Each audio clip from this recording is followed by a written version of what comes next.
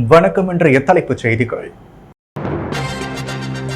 புதுச்சேரி 2026 தேர்தலில் தேசிய ஜனநாயக கூட்டணி வெல்லும், பாஜக தலைவர் ராமலிங்கம் உறுதி. சொசைட்டி புரோகிரசிவ் அரசு உதவி பெறும் பள்ளி மூடப்பட உள்ளதாக வரும் தகவல் வதந்தி, பாஜக தலைவர் ராமலிங்கம் பேட்டி. பாலியல் புகார்களை விசாரிக்க கமிட்டி அமைக்க வேண்டும், பல்கலைக்கழக துணைவேந்தர் அலுவலகத்தை மாணவர்கள் முற்றுகை.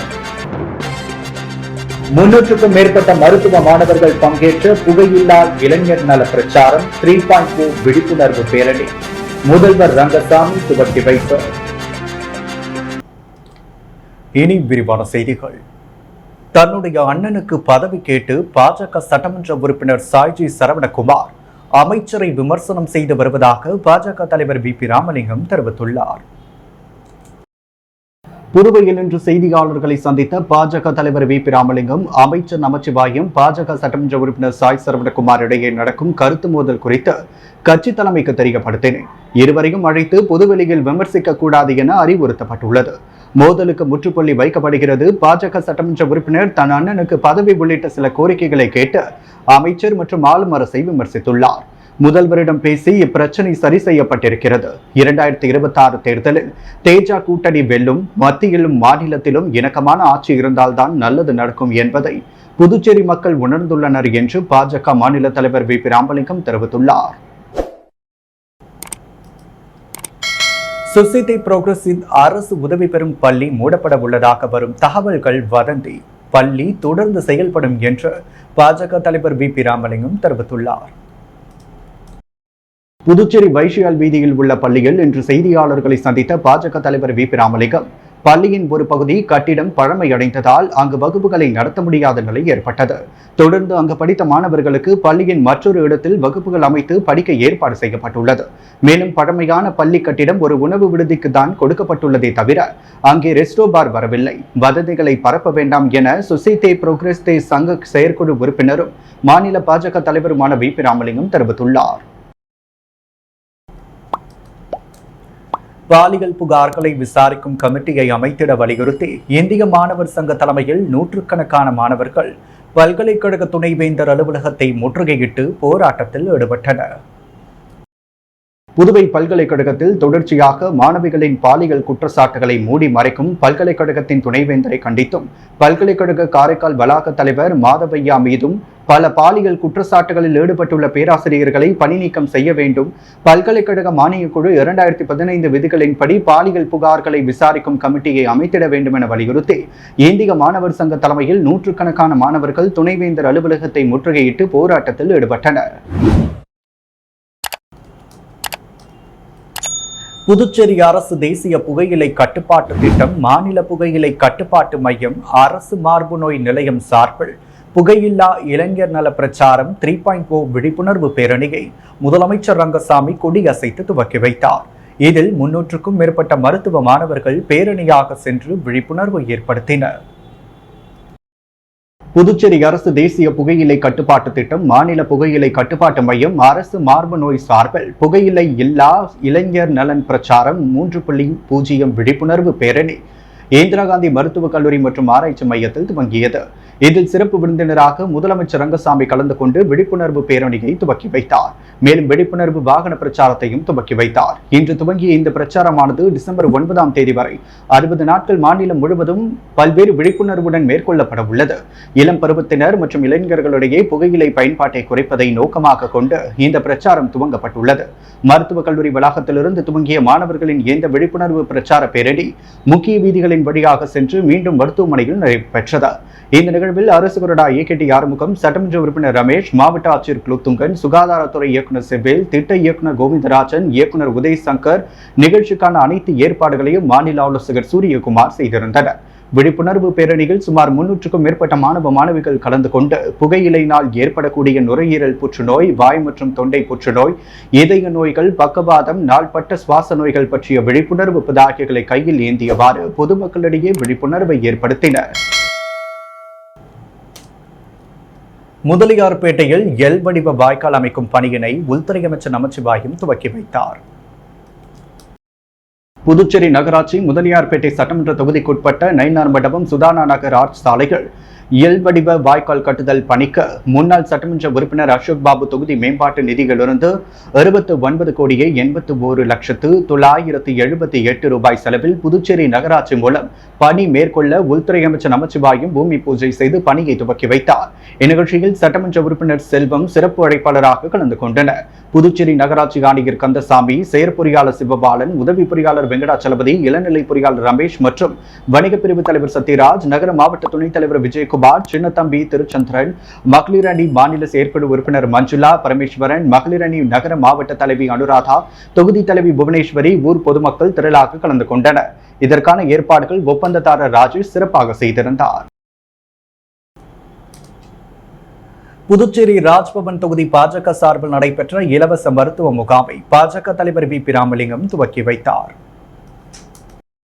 புதுச்சேரி பாஜக ராஜ்பவன் தொகுதி மற்றும் அறுபடை வீடு மருத்துவக் கல்லூரி இணைந்து நடத்திய மாபெரும் இலவச மருத்துவ முகாம் வாழைக்குளம் செங்கனியம்மன் ஆலயத்தில் நடைபெற்றது. இந்த மாபெரும் மருத்துவ முகாமை பாஜக மாநில தலைவர் வி. பி. ராமலிங்கம் துவக்கி வைத்தார். இதில் பொது மருத்துவம், குழந்தைகள் நலன், மகப்பேறு, கர்ப்பப்பை மற்றும் மார்பக புற்றுநோய் விழிப்புணர்வு மற்றும் பரிசோதனை, கண் மற்றும் காது, மூக்கு, தொண்டை பரிசோதனை செய்யப்பட்டு மருந்துகளும் மாத்திரைகளும் வழங்கப்பட்டது. ஏராளமான பொதுமக்கள் கலந்து கொண்டு பயன்பெற்றனர். இந்த முகாமில் வல்லுநர் பிரிவு மாநில அமைப்பாளர் நாகராஜன், மாநில செயற்குழு உறுப்பினர் ஆனந்த கண்ணன், நகர மாவட்ட பொதுச் செயலாளர் ஸ்ரீனிவாச பெருமாள், மாநில மகளிர் அணி தலைவி தாமரை செல்வி உட்பட பலர் கலந்து கொண்டனர். பாட்டாளி மக்கள் கட்சியின் தலைவர் மருத்துவர் அன்புமணி ராமதாஸ் பிறந்த நாளையொட்டி புதுச்சேரியில் மிகவும் பிரசித்தி பெற்ற மணக்குள விநாயகர் கோவிலில் நிர்வாகிகள் தங்கத்தேர் இழுத்து சிறப்பு வழிபாடு நடத்தி பல்வேறு நலத்திட்ட உதவிகளை வழங்கினர். பாட்டாளி மக்கள் கட்சியின் தலைவர் மருத்துவர் அன்புமணி ராமதாஸின் 57வது பிறந்தநாள் விழா புதுச்சேரி மாநில பாட்டாளி மக்கள் கட்சி சார்பில் வெகு விமர்சையாக கொண்டாடப்பட்டது. பிறந்த நாளை முன்னிட்டு புதுவையில் மிகவும் பிரசித்தி பெற்ற ஸ்ரீ மணக்குள விநாயகர் கோவிலில் கட்சியின் மாநில துணை அமைப்பாளர் வடிவேல் கவுண்டர் தலைமையில் நிர்வாகிகள் தங்கத்தேர் இழுத்து அன்புமணி பெயரில் சிறப்பு பிரார்த்தனை செய்தனர். தொடர்ந்து கோவிலுக்கு வந்த பக்தர்களுக்கு பிரசாதமும் வழங்கப்பட்டது. அதேபோல் கவுண்டன்பாளையம் பகுதியில் உள்ள வணிகர் சங்க அலுவலகத்தில் துப்புரவு பணியாளர்களுக்கு அரிசி, உடைகள், பல்வேறு நலத்திட்ட உதவிகள், அன்னதானம் வழங்கப்பட்டது. இந்நிகழ்ச்சியில் மாநில நிர்வாகிகள் மதிகழகன், முருகன், சேகர், ஜெயபால், சிவா, பாண்டிதுரை உள்ளிட்ட ஏராளமான நிர்வாகிகள் கலந்து கொண்டனர். அன்புமணி ராமதாஸ் பிறந்த நாளை முன்னிட்டு மாநிலம் முழுவதும் பல்வேறு இடங்களில் நலத்திட்ட உதவிகள் வழங்கப்பட்டது.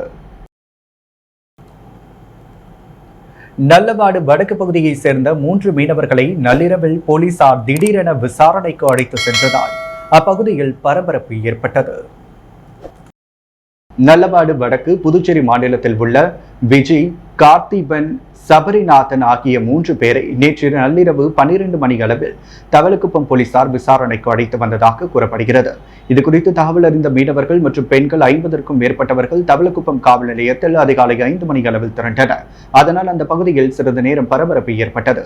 விசாரணைக்கு அழைத்து வந்த 3 பேரை விடுவிக்குமாறு கோஷங்கள் எழுப்பி காவல் நிலையம் எதிரில் சாலையில் அமர்ந்து சாலை மறியலில் ஈடுபட்டனர். மீண்டும் அந்த பகுதியில் பதற்றம் ஏற்படவே இதுகுறித்து தகவல் அறிந்த தெற்கு பகுதி போலீஸ் எஸ்பி செல்வம் தவளக்குப்பம் காவல் நிலையம் விரைந்து வந்து சாலை மறியலில் ஈடுபட்டவர்களிடம் பேச்சுவார்த்தை நடத்தினார். வடக்கு பகுதியை சேர்ந்த மீனவர் ஒருவரின் படகில் இந்த இன்ஜினில் மண்ணள்ளி கொட்டியதாக ஏற்பட்ட புகார் அடிப்படையில் இந்த நடவடிக்கையை மேற்கொண்டதாக போலீசார் தெரிவித்தனர். புதுச்சேரி பொதுப்பணித்துறையில் பணி நீக்கம் செய்யப்பட்ட ஊழியர்கள் மீண்டும் பணி வழங்க வேண்டும் என வலியுறுத்தி கண்டன ஆர்ப்பாட்டத்தில் ஈடுபட்டனர். இதில் 200க்கும் மேற்பட்ட ஊழியர்கள் கலந்து கொண்டு கோரிக்கைகளை வலியுறுத்தி கண்டன கோஷங்களை எழுப்பினர். புதுச்சேரியில் 2016ஆம் ஆண்டு பொதுப்பணித்துறையில் 2642 பேர் பணிக்கு அமர்த்தப்பட்டனர். தேர்தல் நடத்தை விதிமுறை அமலில் இருக்கும் பொழுது பணிக்கு அமர்த்தப்பட்டதால் தேர்தல் ஆணையத்தால் 2016ஆம் ஆண்டு 2642 பேரும் பணி நீக்கம் செய்யப்பட்டனர். மீண்டும் பணி வழங்க வலியுறுத்தி பல கட்ட போராட்டங்கள் நடத்தி வரும் நிலையில் கடந்த 8 ஆண்டுகளாக இவர்களுக்கு பணி வழங்கவில்லை. இந்நிலையில் கடந்த பட்ஜெட் கூட்டத்தொடரில் பணி நீக்கம் செய்யப்பட்ட 2642 பேருக்கும் பணி வழங்கப்படும் என்றும் அவர்களுக்கு மாதம் 10,000 ரூபாய் ஊதியம் வழங்கப்படும் என்றும் முதலமைச்சர் ரங்கசாமி அறிவித்திருந்தார். ஆனால் இதுவரை அந்த அறிவிப்பு செயல்படுத்தப்படவில்லை. இதனை கண்டித்தும் பணி நீக்கம் செய்யப்பட்ட பொதுப்பணித்துறை ஊழியர்கள் கண்டன ஆர்ப்பாட்டத்தில் ஈடுபட்டனர். சுதேசி பஞ்சாலை அருகே நடைபெற்ற கண்டன ஆர்ப்பாட்டத்திற்கு போராட்டக்குழு ஒருங்கிணைப்பாளர் தெய்வீகன் தலைமை தாங்க சுமார் 200க்கும் மேற்பட்ட ஊழியர்கள் கலந்து கொண்டு கோரிக்கைகளை வலியுறுத்தி கண்டன கோஷமிட்டனர். தீபாவளி உதவித்தொகையை 6,000 ரூபாயாக உயர்த்தி வழங்க வலியுறுத்தி ஏஐடியூசி கட்டடக்கலை தொழிலாளர்கள் போராட்டத்தில் ஈடுபட்டனர்.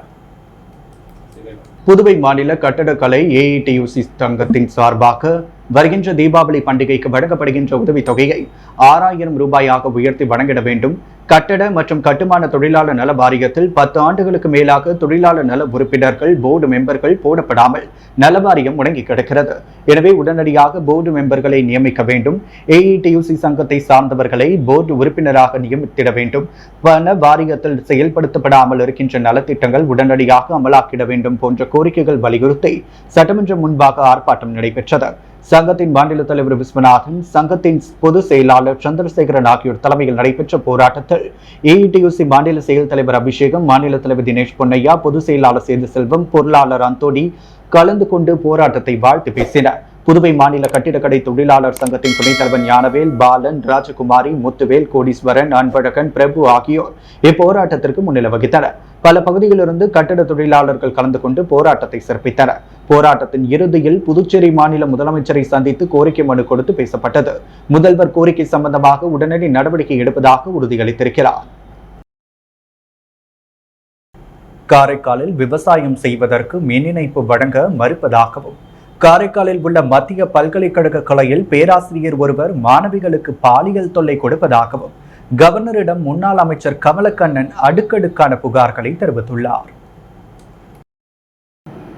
திருநள்ளாறு தர்பரண்யேஸ்வரர் கோவிலுக்கு சொந்தமான நிலங்களில் விவசாயம் செய்ய போர்வெல் மூலம் தண்ணீர் எடுக்க மின்சார இணைப்பு கேட்டு கோவில் நிர்வாக அதிகாரியிடம் விவசாயிகள் மனு அளித்துள்ளனர். ஆனால் குத்தகை பாக்கியை காரணம் காட்டி அவர்களுக்கு ஓராண்டாகியும் இதுவரை மின் இணைப்பு கொடுக்கப்படவில்லை. இது தொடர்பாக துணைநிலை ஆளுநரிடம் மனு அளித்தும் விரைவில் இணைப்பு வழங்குவதாக தெரிவித்துள்ளார். அது மட்டுமின்றி வேளாண் துறையின் இயக்குநர் வசந்தகுமார் பணி ஓய்வு பெற்று சென்று 100 நாட்களுக்கு மேலாகியும் இதுவரை அத்துறைக்கு இயக்குநர் நியமிக்கப்படவில்லை. இதன் காரணமாக வேளாண் துறையில் பல்வேறு பணிகள் முடங்கி போயுள்ளது. உடனடியாக தகுதி வாய்ந்த வேளாண் அதிகாரியை நியமிக்க வேண்டும் என்றும் கேட்டுள்ளனர். பரிசீலனை செய்வதாக துணைநிலை ஆளுநர் கூறியுள்ளார். மேலும் புதுச்சேரி கல்வித்துறைக்கு பட்ஜெட்டில் 700 கோடி ஒதுக்கப்படுகிறது. இதன் இயக்குநராக இருந்த பிரியதர்ஷினி IAS பதவி உயர்வு பெற்று 100 நாட்களுக்கு மேல் ஆகிறது. ஆனால் அத்துறைக்கும் இதுவரை இயக்குநர் நியமிக்கப்படவில்லை. இது முக்கிய துறைகள் என்பதால் அதிலும் பல பணிகள் பாதிக்கப்பட்டுள்ளது.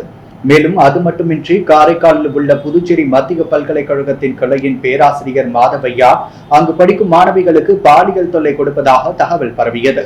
அந்த பேராசிரியர் பல பெண்களிடம் தவறாக நடந்து கொண்டதற்கான ஆதாரங்கள் இருக்கின்றது. அதன் அடிப்படையில் அவர் மீது நடவடிக்கை எடுக்க வேண்டும் என்ற கோரிக்கை மனுவையும் துணைநிலை ஆளுநரிடம் வழங்கினார். மனுவை பெற்றுக்கொண்ட துணைநிலை ஆளுநர் போலீசார் விசாரித்தார்களா என்று கேட்டார். தவறு நடப்பது உண்மை, அதன் மீது நீங்கள் தான் நடவடிக்கை எடுக்க வேண்டும் என்று கோரிக்கை வைத்துள்ளனர். காரைக்காலில் பொறியியல் கல்லூரிகளில் லேட்ரல் என்ட்ரி இடங்கள் இருந்தும் கொடுக்கப்படாமல் உள்ளது.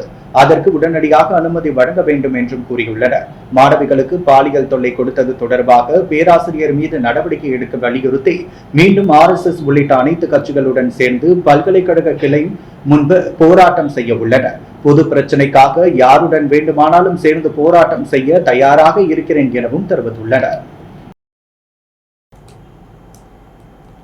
வெளி மாநிலங்களிலிருந்து வந்து புதுச்சேரியில் அறையெடுத்து தங்கி செயின் பறிப்பு சம்பவத்தில் ஈடுபட்டு வந்த மகாராஷ்டிரா மற்றும் தமிழக வாலிபர்களை புதுவை போலீசார் கைது செய்தனர். புதுச்சேரி முதலியார்பேட்டையை சேர்ந்தவர் கலைவாணி. இவர் கடந்த 2ஆம் தேதி மாரியம்மன் கோவில் பின்புறம் நடைபயிற்சி சென்று கொண்டிருந்தார். அப்பொழுது ஹெல்மெட் அணிந்து வந்த மர்ம நபர் கலைவாணி அணிந்திருந்த 3 சவரன் செயினை பறித்து சென்றார். அதே நேரத்தில் முதலியார்பேட்டை மற்றும் ரெட்டியார்பாளைய சாலைகள் நடந்து சென்று பெண்களிடமும் அதே ஹெல்மெட் அணிந்த மர்ம நபர் கைவரிசை காட்டினார். இது குறித்து பாதிக்கப்பட்ட பெண் முதலியார்பேட்டை காவல் நிலையத்தில் அளித்த புகாரின் அடிப்படையில் வழக்கு பதிவு செய்த போலீசார் தனிப்படை அமைத்து குற்றவாளிகளை தேடி வந்தனர். மேலும் ரெட்டியார்பாளையம், முதலியார்பேட்டை, உருளையன்பேட்டை உள்ளிட்ட பகுதிகளில் உள்ள CCTV காட்சிகளையும் போலீசார் ஆய்வு செய்தனர். அதில் ஹெல்மெட் அணிந்து செயின் பறிப்பில் ஈடுபட்ட மர்ம நபரின் 2 சக்கர வாகனத்தில் தெரிய வந்தது. அதையடுத்து தனிப்படை போலீசார் தமிழகம், ஆந்திரா, கர்நாடகா, கேரளா, மகாராஷ்டிரா உள்ளிட்ட பல்வேறு மாநிலங்களில் தேடி வந்த நிலையில் அவர்கள் சென்னையில் பதுங்கி இருப்பது தெரிய வந்தது. இதையடுத்து 3 பேரையும் கைது செய்த போலீசார் புதுச்சேரிக்கு அழைத்து வந்து விசாரணை நடத்தினர். அதில் மகாராஷ்டிராவை சேர்ந்த அமுல் என்பதும் இவர் மீது 30க்கும் மேற்பட்ட செயின் பறிப்பு வழக்குகள் நிலுவையில் உள்ளதும் தெரிய வந்தது. தமிழகத்தில் செயின் பறிப்பில் ஈடுபட்ட அவரை தமிழக போலீசார் கைது செய்து புழல் சிறையில் அடைத்திருந்தனர். கடந்த வாரம் சிறையில் இருந்து ஜாமீனில் வெளியே வந்த இவர் சிறையில் இருக்கும் பொழுது பழக்கம் ஏற்பட்ட சென்னையை சேர்ந்த ஷாகுல் அமீத் மற்றும் மூர்த்தி ஆகியோருடன் இணைந்து புதுச்சேரியில் அறையெடுத்து தங்கி செயின் பறிப்பில் ஈடுபட்டது தெரியவந்தது. இதையடுத்து அவர்களிடம் இருந்த 23 கிராம் தங்க செயின் மற்றும் திருட்டுக்கு பயன்படுத்திய மோட்டார் சைக்கிள், செல்போன் மற்றும் 55,000 ரூபாய் ரொக்கப்பணம் ஆகியவை பறிமுதல் செய்த போலீசார் 3 பேரையும் நீதிமன்றத்தில் ஆஜர்படுத்தி சிறையில் அடைத்தனர். மத்திய அரசுடன் ஒத்துப்போகும் அரசு புதுச்சேரி ஆட்சியில் அமைந்தால்தான் மாநிலம் வளர்ச்சியடையும் என்று முதியோர் உதவித்தொகை வழங்கும் நிகழ்வில் பங்கேற்ற வேளாண் துறை அமைச்சர் தேனி ஜெயக்குமார் தெரிவித்துள்ளார். புதுச்சேரி அரியாங்குப்பம் தொகுதியில் புதிதாக முதியோர் உதவித்தொகை கேட்டு சுமார் 300க்கும் மேற்பட்டவர்கள் விண்ணப்பித்திருந்தனர். அவர்களுக்கு புதுவை அரசின் ஒப்புதல் பெறப்பட்டு ஓய்வூதியம் பெறுவதற்கான ஆணை நிகழ்வு புதுவை மகளிர் மற்றும் குழந்தைகள் மேம்பாட்டுத்துறை சார்பில் அரியாங்குப்பம் காமராஜர் திருமண மண்டபத்தில் நடைபெற்றது. தொகுதியின் சட்டமன்ற உறுப்பினர் பாஸ்கரேந்திர தட்சிணாமூர்த்தி தலைமையில் நடைபெற்ற முதியோர் உதவித்தொகை வழங்கும் விழாவில் சிறப்பு விருந்தினராக தேனி ஜெயக்குமார் கலந்து கொண்டு அரியாங்குப்பம் தொகுதியைச் சேர்ந்த முதியோர் உதவித்தொகை பெறும் பயனாளிகளுக்கு அதற்கான ஆணையை வழங்கினார். இந்நிகழ்ச்சியில் பேசிய வேளாண் துறை அமைச்சர் தேனி ஜெயக்குமார், புதுச்சேரியில் முதலமைச்சர் ரங்கசாமி தலைமையில் ஆட்சி அமைத்த பிறகு 5,000க்கும் மேற்பட்ட இளைஞர்களுக்கு வேலை வாய்ப்பு வழங்கப்பட்டுள்ளது. அது மட்டுமில்லாமல் மாதந்தோறும் 1000 ரூபாய் உதவித்தொகை வழங்கப்படுகிறது. ஆரம்ப கல்வி முதல் ஆராய்ச்சி கல்வி வரை இலவச கல்வி புதுச்சேரி மாநிலத்தில் மட்டுமே வழங்கப்படுகிறது என்று சுட்டிக்காட்டிய அவர், கடந்த காலங்களில் அரியாங்குப்பம் தொகுதி எந்த வளர்ச்சியும் இல்லாமல் இருந்தது. தற்பொழுது பாஸ்கரேந்திர தட்சிணாமூர்த்தி சட்டமன்ற உறுப்பினரான பின்பு அரியாங்குப்பம் தொகுதி முன்னோடியாக திகழ்கிறது என்று குறிப்பிட்ட அவர், மத்திய அரசோடு ஒத்துப்போகும் அரசு புதுச்சேரியில் அமைந்தால்தான் மாநிலம் வளர்ச்சியடையும் என்றும் குறிப்பிட்டார். இந்நிகழ்ச்சியில் புதுவை அரியாங்குப்பம் தொகுதியை சேர்ந்த ஏராளமான பொதுமக்கள், ஜனநாயக கூட்டணி கட்சியை சேர்ந்த நிர்வாகிகள் பலர் கலந்து கொண்டனர். மரபணு மாற்று பயிர்களை தடை செய்ய கோரி புதுவையில் விவசாயிகளின் பேரணி நடைபெற்றது. புதுச்சேரி பிரதேச நம்மாழ்வார் இயற்கை உழவர்கள் சங்கம், புதுச்சேரி நெல் ஜெயராமன் இயற்கை பல பயிர் சாகுபடியாளர்கள் சங்கம் மற்றும் பாரம்பரிய நெல் பாதுகாப்பு மையம் சார்பில் விவசாயிகளின் கண்டனி பேரணி AFT சுதேசி மில் அருகில் நடைபெற்றது. பேரணி பிரதான வீதிகள் வழியாக ஆளுநர் மாளிகை அருகே நிறைவடைந்தது. மரபணு மாற்று பயிற்சிகளை புதுச்சேரியில் தடை செய்ய வேண்டும், தேசிய ஊரக வேலைவாய்ப்பு திட்டமான 100 நாள் வேலை திட்டத்தில் பணியாற்றுவோரை வேளாண்மைக்கு ஒதுக்கீடு செய்ய வேண்டும், வேளாண் மின் மோட்டார் மற்றும் உதிரி பாகங்களுக்கு GST வரியை நீக்க வேண்டும் என வலியுறுத்தி இப்பேரணி நடைபெற்றது.